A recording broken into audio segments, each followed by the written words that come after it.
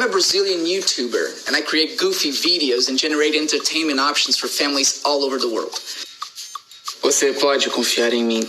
Or at least all families who speak Portuguese, which outside Brazil, Portugal, and Angola are like 5 families. But I'm not here today to goof around in front of a brand new audience. And when the clown needs to speak seriously, you know the circus is probably on fire.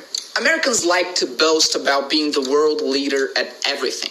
That America is the greatest place on earth. And since the COVID outbreak, you are leading in COVID deaths. That is partly, of course, thanks to your president, Donald Trump, who many of you claim to be the absolute worst head of state in the democratic world today.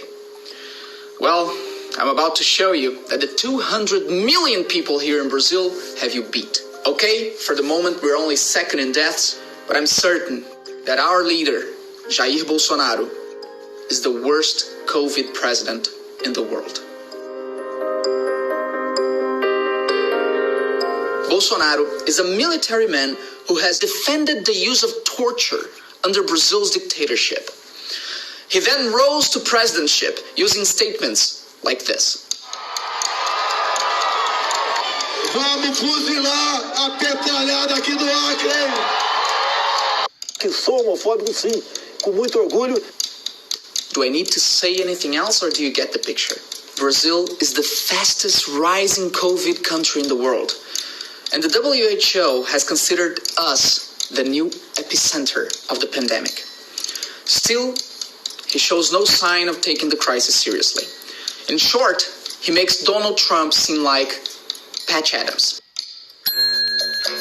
Since the very beginning of the crisis, he has not stopped going out, thereby encouraging others to do the same.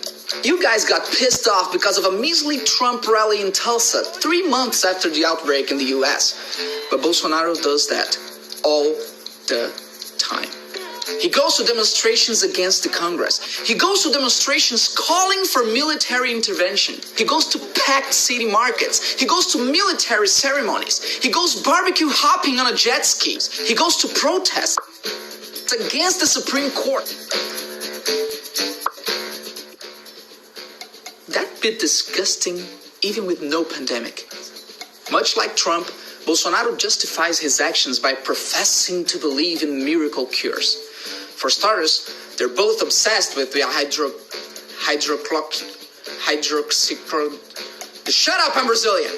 They're both obsessed with a drug with no evidence of working against the disease. But there's a big difference between Trump talking about this in press conferences and what our guy is doing. Bolsonaro has asked the health authorities to forcibly change the official medicine leaflet of hydrochloroquine to include coronavirus as a prescribed use case.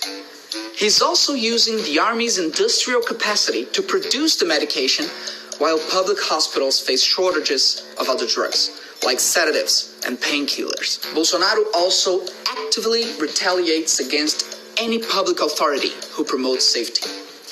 He fired a health minister after he insisted quarantine was a good thing.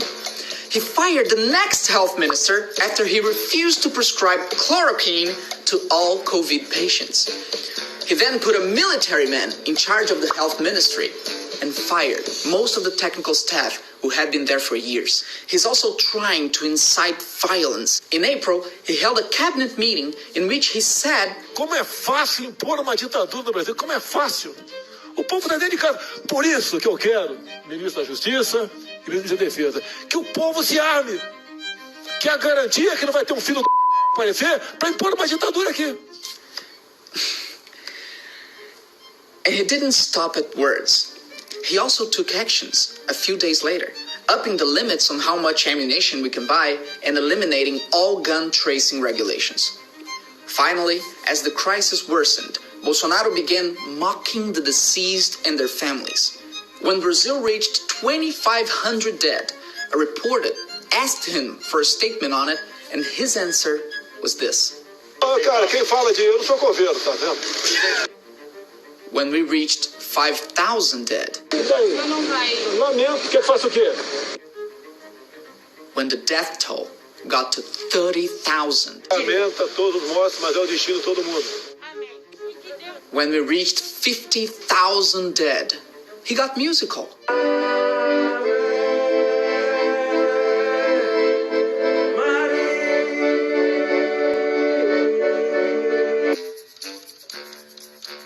And when we reached 60,000, he said nothing, which was probably for the best. It's so ugly that even Donald Trump admits we're not in good shape. Ask him, how are they doing in Brazil? He's a great friend of mine. Not good. But there's something else that Trump says that I'd like to leave you with. Trump calls Bolsonaro a good friend. And that friendship is crucial to Bolsonaro retaining his popularity. It legitimizes Bolsonaro. You're the world leader in COVID deaths. And right now, you're leading us into the abyss. Your president has little proxies operating all over the globe. We are their casualties. So if you're wondering what you can do to help Brazil deal with our lunatic, please do not re-elect yours.